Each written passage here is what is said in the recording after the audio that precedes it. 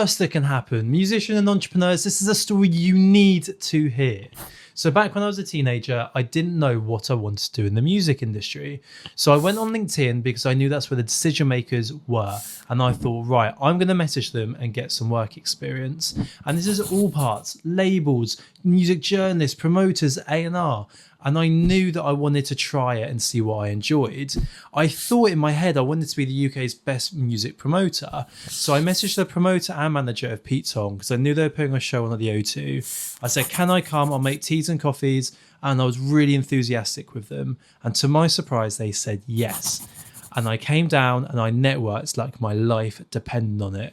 And that's with the VIPs, but also the sound techs, light techs, riggers. I wanted to understand the role. And it turns out it wasn't something I wanted to do and it wasn't something that I enjoyed. But from that event and from that networking, I did content. And I worked with Pete Tong, made fantastic content. I really enjoyed it. And looking at the psychology of why people buy into his fan base, why they love his music, what they feel at that event, it was incredible. And backstage with all the VIPs, he introduced me to Becky Hill and everyone else. And I started doing content for them. So that event was a real pinnacle moment in my career. But what can you learn? What can you take away from this? What's the worst that can happen?